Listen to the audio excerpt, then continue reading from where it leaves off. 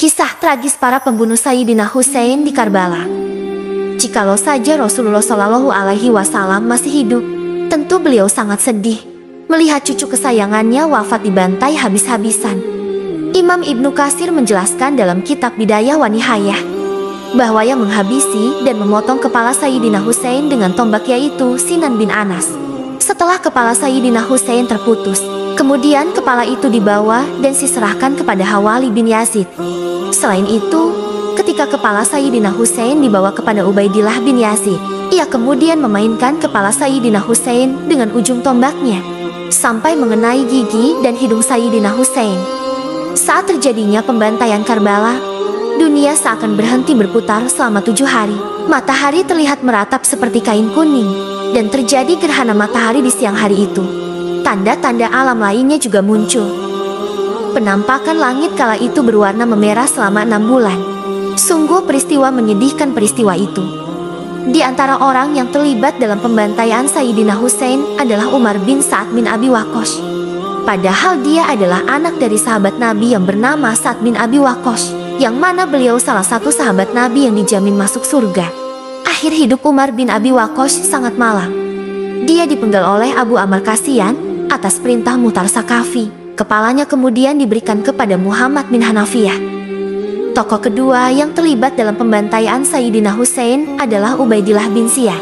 Ia kala itu menjabat sebagai gubernur Kufah. Dia juga yang mengirim 4.000 pasukan untuk mengepung Sayyidina Husain. Nasib akhir hidup Ubaidillah juga sangat tragis dan mengenaskan. Dia juga dipenggal oleh pasukan Mu'tar hingga putus kepalanya. Dikisahkan bahwa jenazah kepalanya pernah dimasuki ular kala itu. Ular itu bersarang di kepala Ubaidillah hingga beberapa saat. Selanjutnya yang terlibat dalam pembantaian Sayyidina Husain adalah Samir bin Ziyad Jausan. Dia adalah pimpinan tim sayap kiri pasukan yang melakukan serangan kepada Sayyidina Husain. Diketahui sebelumnya bahwa Samir ini dulunya adalah sahabat dari Khalifah Ali bin Abi Thalib. Selanjutnya adalah Sinan bin Anas. Setelah Khalifah Yazid bin Muawiyah wafat, Sinan lalu merasa sangat ketakutan. Lalu dia memilih untuk bersembunyi karena banyak orang yang mengetahuinya bahwasannya dialah si pembunuh Sayyidina Husain.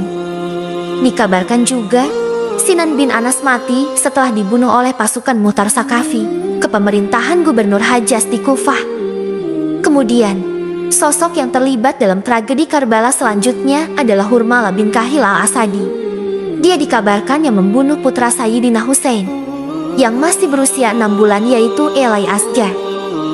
Saat terjadinya pertempuran di Karbala, Sayyidina Husain sempat meminta air karena beliau merasa haus. Namun biadabnya Hurmala malah melesatkan anak panah ke putra Sayyidina Husain kala itu. Akhir hidup Hurmala bin Kahil pun mengalami kisah tragis. Ia mati setelah dieksekusi oleh pasukan Mu'tar. Kemudian yang terlibat dalam pembantaian Sayyidina Husain berikutnya adalah Ali bin Yazid. Dulu ketika setelah kepala Sayyidina Husain dipenggal, dia kemudian menyembunyikan kepala cucu Nabi tersebut di kamarnya. Perbuatan biadab ini kemudian mengantarkan dia ke dalam tragedi yang tragis juga.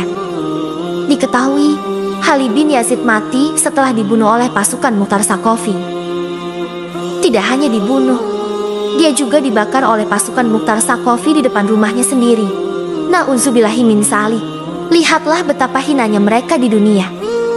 Itulah kisah tragis yang menimpa para pembunuh Sayyidina Husain, cucu Nabi Muhammad Shallallahu Alaihi Wasallam di Karbala.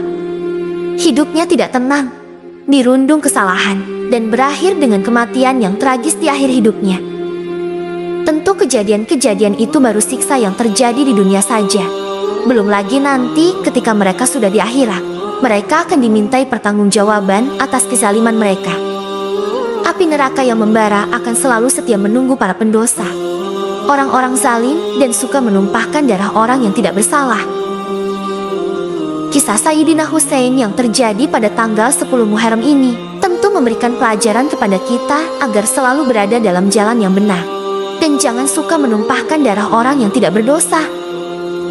Sayyidina Husain, meskipun akhir hidupnya sangat menyayat hati, namun di akhirat, sesuai sabda Nabi, beliau kelak akan menjadi pemimpinnya para pemuda surga.